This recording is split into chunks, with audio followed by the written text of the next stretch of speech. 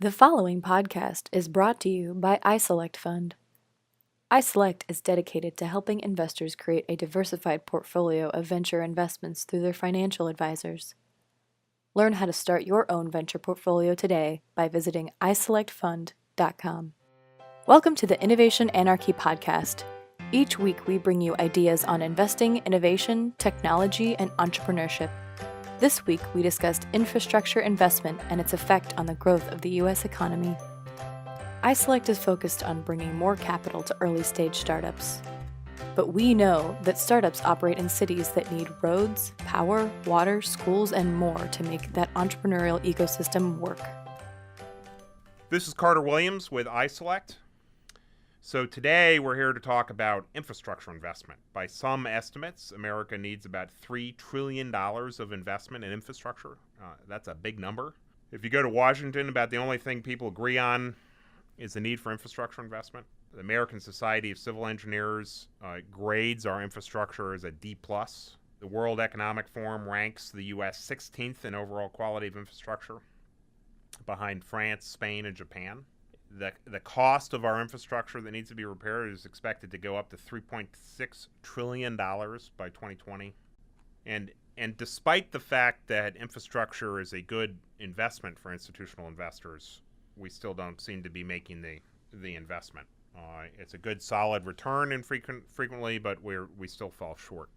Further, there's about $20 trillion of money in pension funds that notionally could invest in these types of assets. And so the question really is, why aren't people investing? Often how we invest matters, and for the problem to get as big as $3 trillion, there must be something wrong with the system. So I figured I would tap into some friends from MIT to dig into this issue on infrastructure. So today we have Dave Peterson. Dave, please say hello. Hi, this is Dave. And Tom Fitteman. Hi, Tom Fitteman. Both Dave and Tom are from Ventana, and we'll go into some more detail about that. So Dave and Tom, you practice the art of system dynamics. And for our listeners, if you've ever paid attention to Senge's Fifth Discipline or followed some of the work by Peter Drucker, or if you've played SimCity on the computer or read Limits of Growth or studied Shell's Alternative Futures work, you have been fooling around with system dynamics and didn't know it. I took system dynamics at MIT and had the pleasure of having Jay Forrester briefly as a professor. Dave and Tom, you knew Jay and were his students, I believe. Can you tell us, what this field of system dynamics is about and Jay's role in creating the field? So, system dynamics is really the science of understanding how things change over time. So it's about figuring out how things work. It's really just an application of science to another domain. And it's intrinsically interesting to those of us who are nerdy, but really the goal is to use simulations or models to improve our situation without making costly mistakes. So we can do things in a model that are much cheaper than flying real airplanes or changing real cities. So, but Jay's a really interesting character, right? I'm not sure many people know about him. He's sort of behind the scenes in many cases, and you guys worked with him directly. Can you just sort of tell us a little bit of history about Jay and why he was inspired to create system dynamics? So Jay actually started on a ranch in Nebraska where the only electric power was initially the windmill that he built. He wound up at MIT where he started in the servo mechanisms lab and built a device for orienting the radar on a ship, which is a moving platform, and you want your radar to point at the horizon. And that was instrumental in battles in the Gilbert Islands, among other places. He flew out to the Pacific with his radar stabilizer and sat on the mast of the Lexington. Then he moved on. That's already a pretty substantial achievement, but he wasn't content with that, and he went on to invent essentially the first practical digital computer and magnetic core memory. And by 1956 or so, he figured that computing had peaked and the interesting problems were elsewhere, and moved over to the MIT Sloan School and started tackling problems of business management and public policy. And that led to work like the limits to growth and urban dynamics and a lot of successful corporate strategies. And Jay really sort of said, my understanding is, things, we look at complex systems as individuals and we sort of develop our own mental model of them. That sort of, I think it works for this reason. And my understanding is he sort of perceived that when you deal with big complex things that you're only seeing a portion of it, and you build your mental model and start making decisions, and that's often wrong. That you're leaving out a lot of other factors, and that our leaders just don't have the capacity in and of themselves to comprehend the whole system, and you need a model to help you sort of understand how to make decisions. Is that sort of right. what he was saying? And a lot of those mental models are founded on things that we're very good at, like pattern matching. You touch the hot stove and it hurts, and after you've done that once or twice, you learn not to do that again. And that served us, very well when we were living in caves and trying to avoid dangerous situations and exploit opportunities. But it's not so great when you're trying to manage a city or a big firm or something like that has a lot of moving pieces and a lot of different constituencies and a lot of slow-moving phenomena, accumulations of money and people and damage to structures and all sorts of things like that. Those essentially break up the patterns that we recognize and make things very counterintuitive. So when we're confronted with a decision about what should we do about a tax rate or an investment in some piece of infrastructure, we don't necessarily know which way to pull the lever. And that's so where that may sort of explain why we have $3 trillion of backlog in infrastructure. Exactly. We don't know how to make a connection there. So we need to figure out how to work down that backlog, and to do it, obviously, we can't just throw $3 trillion into the system. We need to put it into the right kinds of things in order to clear out that backlog in a useful way. So I imagine that, having been at MIT, you deal with incredibly complex examples of this. Could you, for the listeners, could you give them a real simple example of how systems dynamics helps make better decisions? Well, one that's close to infrastructure comes out of the urban dynamics work. In the 50s and 60s and 70s, cities were in crises, multiple crises of poverty and riots and so forth. And there were real human problems like lack of housing.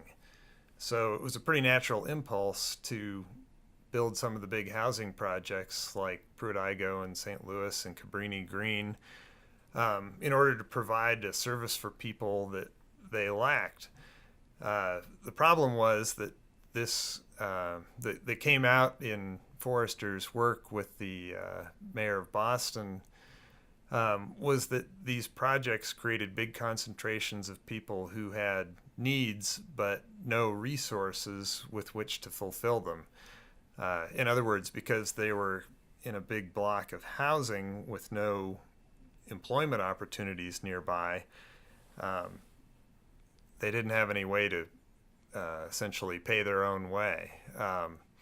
And these projects ultimately fell into disrepair and so forth, and there was big controversy over what ought to have been done there. But it became clear through the model, because it was not immediately intuitive, that what you really needed to do actually was to create a more balanced allocation of land with both residential and commercial space, so that you could have people paired up with the job opportunities that provided the resources that you needed in order to pay for the housing and other kinds of services that they needed to have. And so system dynamics helps you sort of, before you go and build a giant housing project, sort of capture that this problem is going to emerge before you actually put a bunch of concrete in the ground. Right. So Forrester got together with the mayor of Boston and a committee of the mayor's choosing, and they simply sat down and talked about how a city worked. And they ultimately built a model that had stocks of land in various uses and jobs and people with various skill or income levels in it, and looked at what is it that helps people kind of get up the ladder and to better jobs and better housing, and how does that affect the life cycle of the city and what you should do about managing it. And that became not so much an answer machine as a shared artifact that they could use to think about these problems in when no one of them understood enough of the situation individually to solve it, and where the complexity was kind of overwhelming without the digital assistance from the model. Yeah, I recall from when I heard the story that at the time the idea of these big housing projects, everybody had funded them and they looked really important. And I recall there were stories that Jay was talking about the need to make this change, and it really got down to the point that somebody in Congress went as far as to call him a racist for thinking that you should get rid of these big public housing projects. Do you know the backstory on that, or can you add to that? It's a little before my time, but I believe it was Tip O'Neill who made that accusation when Forrester was testifying before Congress, and Forrester's response was, "No, sir, I'm not a racist. If I were a racist, what I would do is concentrate a bunch of disadvantaged people in a place that didn't have any job opportunities for them." So he must have had a lot of resolve that he built these models, and then he was ready to go up against somebody as forceful as Tip O'Neill with that type of statement. I mean, he must have believed his models. Right. And Jay's fond of saying that if you have a model of a problem or a situation, you're the only one who can stand up in a room and talk for 20 minutes without contradicting himself. So having the model is kind of a way of pre-organizing all of your thinking into a coherent framework, and then testing it a whole bunch for logical inconsistencies that you'd never figure out on your own. And that makes you a very powerful speaker on the problem. So later, when Forrester was called into Lowell, Massachusetts, he was able to immediately convince them of what to do with a big parcel of land that they had that was created by the 495 interchange going in. So they had a vacant parcel of land and wanted to know how to zone it. And the initial thought was housing, because low-income housing was a big need. But Forrester and Collins encouraged zoning it commercial or industrial.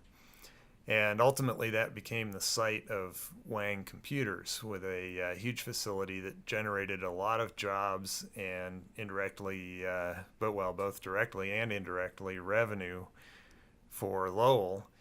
And that created the resources for individuals and the city to solve the housing problem in other more distributed ways without creating a project. So they created the jobs first, and then people were able to build the residential and the other infrastructure around that for opportunity. Right. So I was invited down to D.C. in early December to a whole bunch of new people coming into Congress, and everybody's excited about we're gonna do a better job, and we're gonna be bipartisan, and frankly, there's a lot of talk about infrastructure. Everybody across the board said, we're going to invest in infrastructure. But it didn't take much when you sort of talk about infrastructure for them to then get into the how. So we're going to have everybody repatriate dollars that are overseas, and we'll tax them at 10%, and we'll invest that. And the hedge fund managers sort of came up with a reason why that money's already been spent and it won't really come back. And then there were people talking about, well, we need to create taxes, and we'll tax people, and we'll pull this money in because infrastructure is important, and that's going to help grow the country. And then there's also been talk about an infrastructure bank, and then there's also talks about public-private partnerships. So the alignment sort of varies. And then there's also been some conversation that, hey, if we change ERISA and change different kinds of rules, maybe we can get the pension funds to invest. And so I guess one of the things I sort of observed on it, it doesn't seem like there's a lack of money. It seems that some way or other, you if we're behind $3 trillion in a country this big, we must be able to pull some of the money together. But so my perception is it's not a lack of money. There's something else that's making us stumble on this. I mean, what you guys have been working on this type of subject specifically. What have you learned about why it is that we can't seem to make the right decisions? Right. I mean, like you say, it's an onion with a lot of layers, and some of the layers are around what kind of infrastructure do we actually need, and how good should our sewer treatment plants really be, and then other layers get down to more brass tacks, like who's going to pay for it.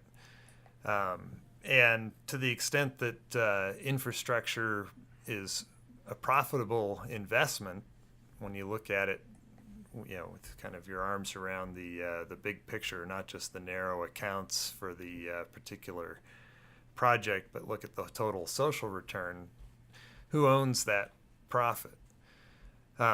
So the basic problem, in a way, is the inability to manage complexity. And then that just has a lot of facets. Some of it is not understanding, say, whether if you build a bridge, it raises property values on both sides of the river, and you then get increased property tax and other revenues and employment revenues and so forth from the opportunity created by the bridge. Is that money enough to pay for the bridge? And if so, how does it actually flow back from those local jurisdictions and into the entity that built the bridge? So there are a bunch of problems to manage like that, but there are also problems at other levels. You sort of addressed that. You did a project like this around the Cape Cod Bridge. Is that correct? Right. I was going to say, speaking of bridges, we wasn't a commercial project, but just a quick look at the situation on Cape Cod, where you have a peninsula cut off by a canal with only 2 bridges crossing it, and terrible traffic problems on those bridges. So it would be nice to create another span or do something else to mitigate the traffic situation. But as soon as you do that, you're back to the question of how many spans, who's going to pay for it, are you going to put a toll on the bridge? And then once you build it, are the drivers really going to show up to pay the toll in sufficient numbers to pay back the capital? And then you have to think about who owns the downside risk if they don't, and how else might you do it. So there are a whole bunch of problems that mingle kind of the financials with the physical situation, and the physical situation being how sensitive are drivers to tolls, and how many cars can you cram into an hour of traffic on the bridge at peak, and how fast is the land on either side going to grow due to just general population and economic growth. So we put all that into a model, and it really helps let a variety of stakeholders appreciate the kind of upside and downside to various ways you might structure that. So you can ask, for example, okay, if the toll is going to be $4 a trip, that's nice and predictable. Drivers might sign on to that, but then you have a fixed revenue stream and uncertain cost due to project management, and you have uncertain traffic, so you might not be able to match that revenue to the payment stream needed and risk bankrupting the project. Other ways you could do it, well, you could have variable pricing on the toll, permit a sort of an escalation clause, various things like that. But then, of course, you have to ask yourself, if we're going to put a toll on the bridge, isn't that going to make traffic go down in the short run? If you can make traffic go down in the short run by having a toll, maybe you should just do the toll and forget about the added span. So there are a lot of nuances to this that are pretty hard to wrap your head around. But if you can just articulate them once to get it into a model that you can test it, then you have something that you can share and refine and use for tracking to see how you performed against the real world later when you've actually done the project. And so this sort of inspired you and Ventana to look at infrastructure projects broadly and both in Boston and Chicago. What did you learn in that process? Well, there are a couple of things. One is that the two big insights that came out of Forrester's urban dynamics work keep resurfacing. And that is that you need balance in a variety of ways between your investments. And another is that you need to look at a sort of a broad boundary around the system that you're trying to impact with your infrastructure. So if you're doing something just in one region or just one city, you hopefully improve the attractiveness of that place.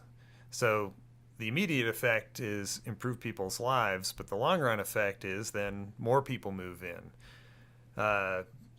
attracted by that better infrastructure. So you have to plan ahead for that and either balance your investment with investments elsewhere so that the sort of the rising tide raises all boats, or that you're ready for that additional load. A second kind of insight really comes in at the portfolio level, where we see investors looking at things kind of out of a position of fear. That the big concern is that if you have a portfolio of investments, that they'll be correlated such that they all go wrong together, kind of like the mortgage market. Yeah. Black swan event. Right. A black swan event that hits all your cities or all your bridges in the same way at the same time. But when we start modeling cities or modeling projects, we find there's another way to look at that correlation, which is that there's a lot of synergy among projects, particularly if you're looking at one region.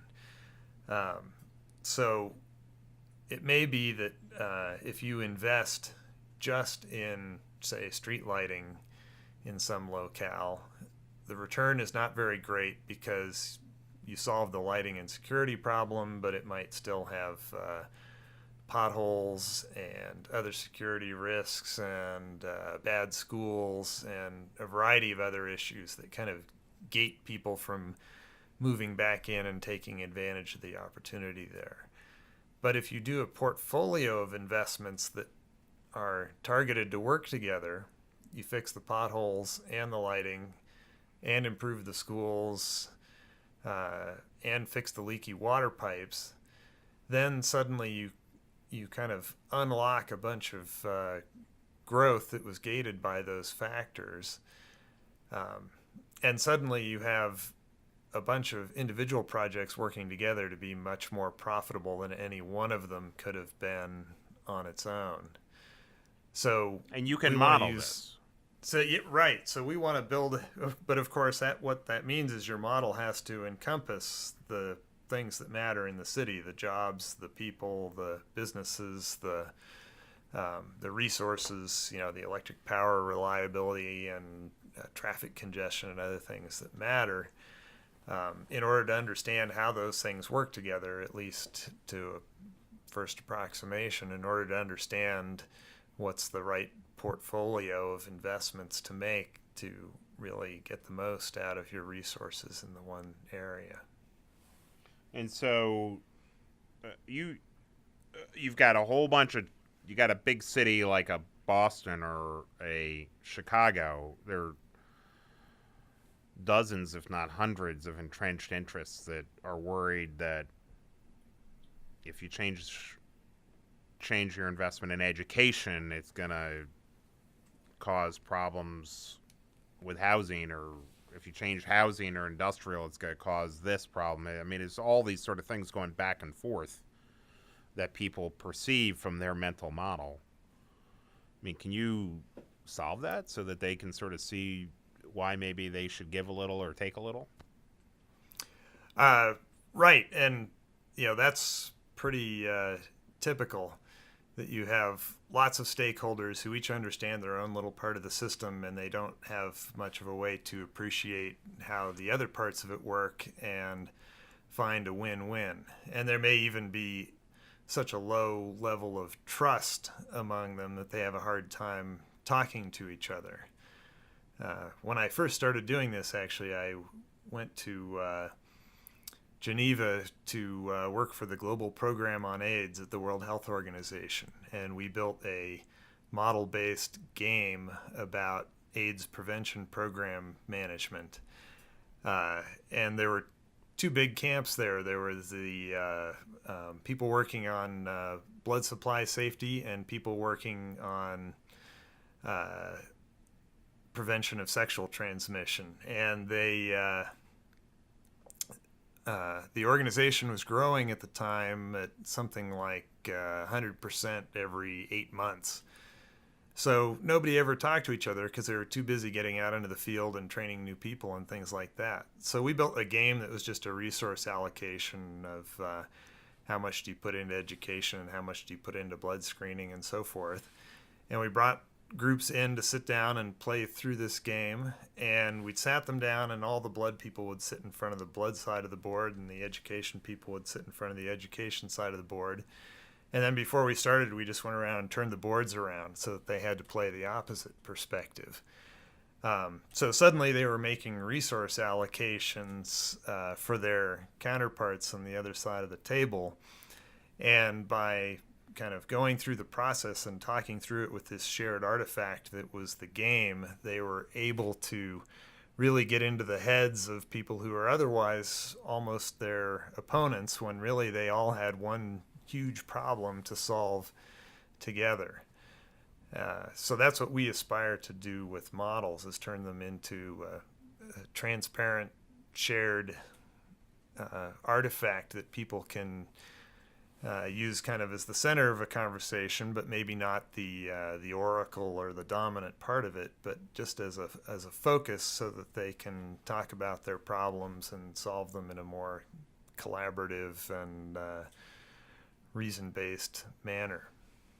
And you referred to this in System Dynamics as a flight simulator, which brings up this connotation. I remember as a kid, I'd play Microsoft Flight Simulator, and I'd fly it around for a while, and then I'd run into a building, and I'd just hit restart and do it again, or go to Meigs Field and try to land, and I just hit restart and do it again. I mean, is that sort of what they can test out different things and succeed Right. and fail and figure out how to do it better? That's the idea, to have taken you as a kid and put you in a 737 would have been an expensive prospect and not good for your life expectancy. So, we want cities and firms to be able to do the same thing, to test strategies without threatening their very existence or their bank balance. And so as we think about cities, and, I can think of a flight simulator. I come from the aerospace business. I got altitude, I got fuel, I've got, angle of attack. I've got all these different things that I'm paying attention to. But imagine if I'm trying to run a city and I want to make it more competitive and more innovative, and I want to attract entrepreneurs, but I also want to have people to work there to take care of people, and I need food and hotels, and I mean this giant mix of balance. I mean, what's on the what's on the flight simulator dashboard of a city? Right. And of course, to some extent, every city's different, but what we see in the life cycle of real cities is that there's some underlying commonalities that are pretty powerful and pervasive. You see some of the same dynamics in London that you see in Chicago, that you see in St. Louis. So we're always building towards what are the generic structures that underlie this city, and out of that comes some insights about essentially the mix of things that you need to get right in order to make it work. So one of the mixes is land allocation. Land is sort of a defining resource for the city. So you need both commercial and residential land uses available. You need to connect those, of course, with infrastructure that provides mobility for the people to get from one to another, or maybe you do it with mixed use. And then similarly, you need to attract resources into the city. So you need to attract firms by providing quality workforce and electric power, communication facilities.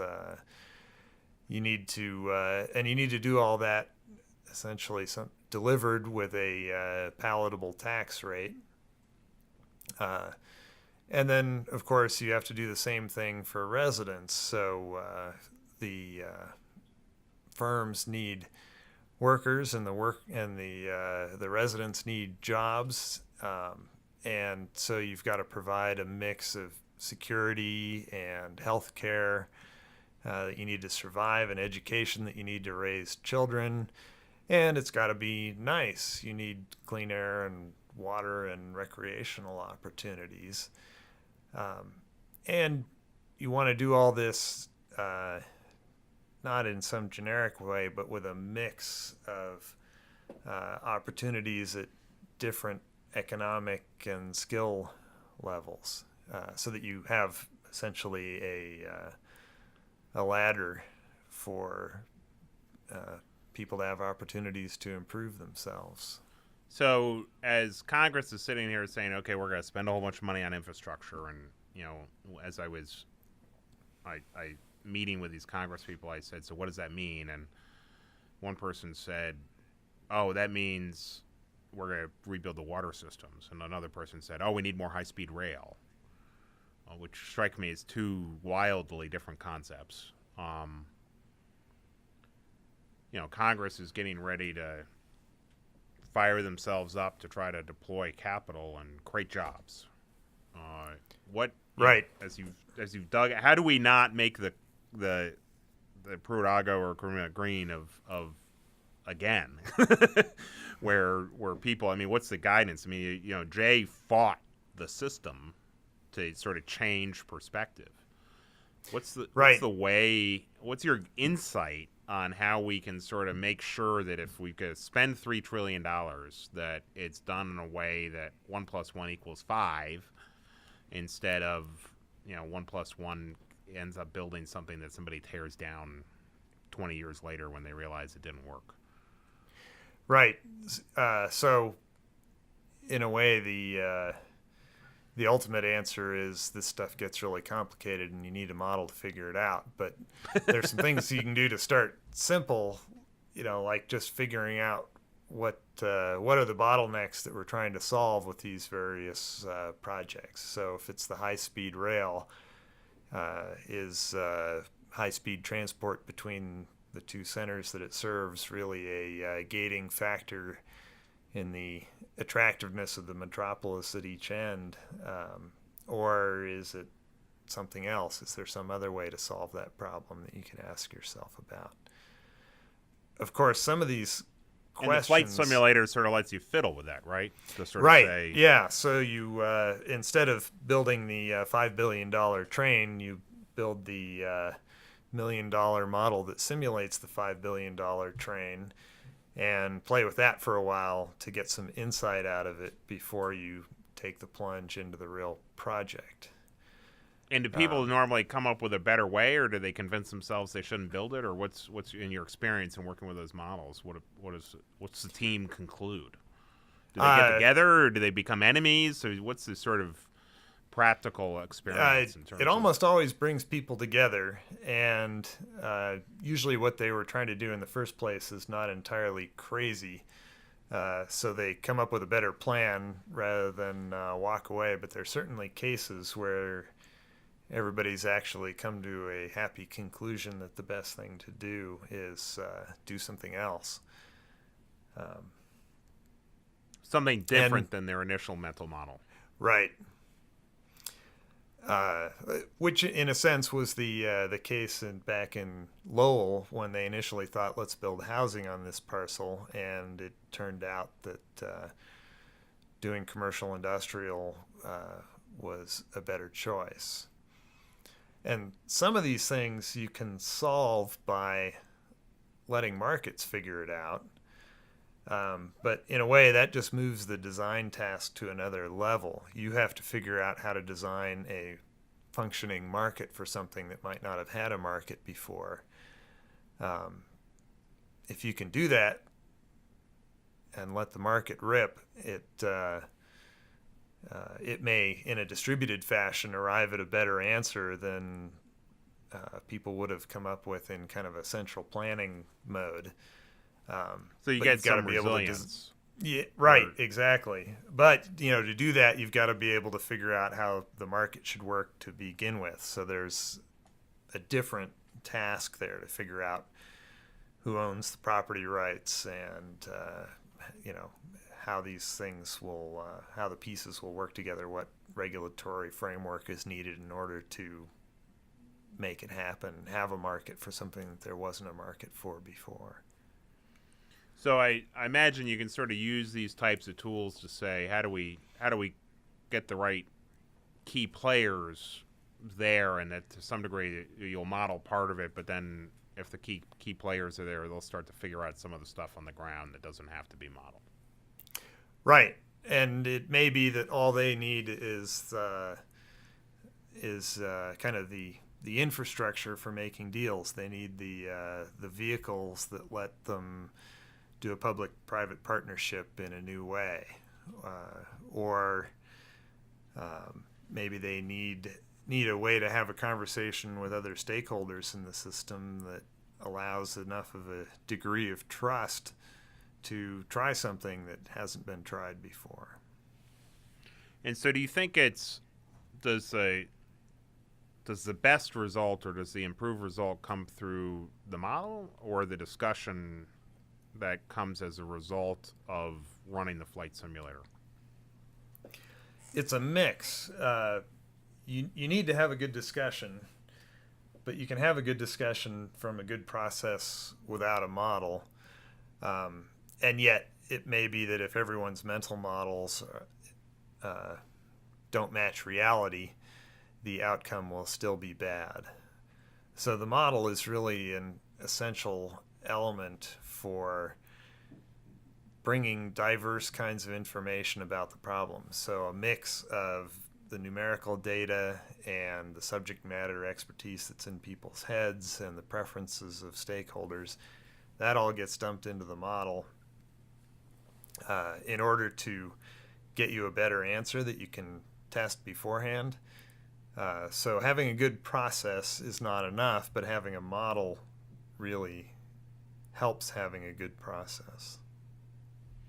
So I sort of pull this together a little bit. I think we've got a $3 trillion problem. We have some evidence that when we just spend it on something that we think is right, like public housing in the 50s, we can get it really wrong. The money's probably there. whether we get it through taxes, whether we get it through pension funds, whether we get it through investment, that the money's probably there. But to get the money applied, maybe we need to do a better job helping the investors see that we have good plans in our cities, whether in Chicago or Boston, that we've got, that we're not just going to go spend it on a bridge because building a bridge is good, but because we've thought through the system. Right. Yeah. So if you can provide the vehicles and the acceptance in the public,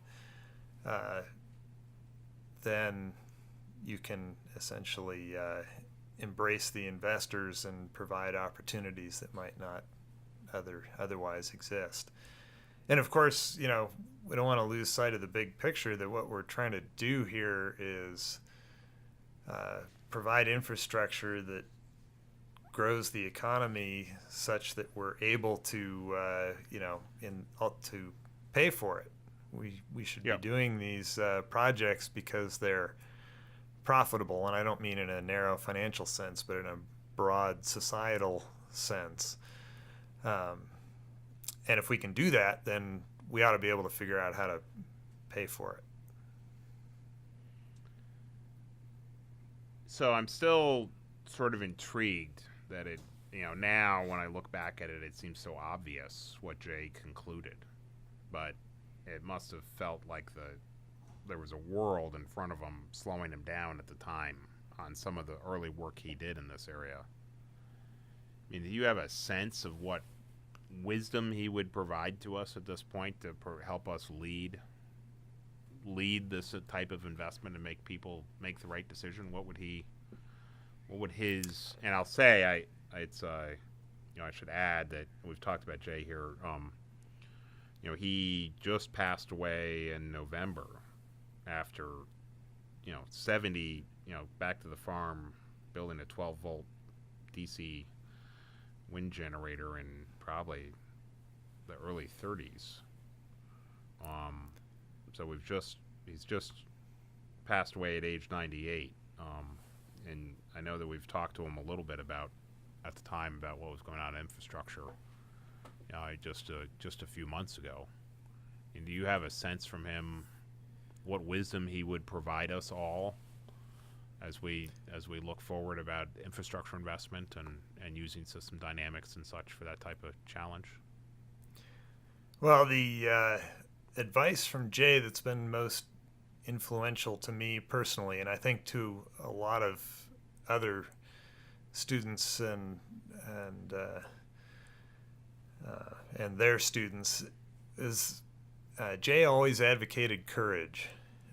He argued that solving big problems was really not particularly harder than solving little problems.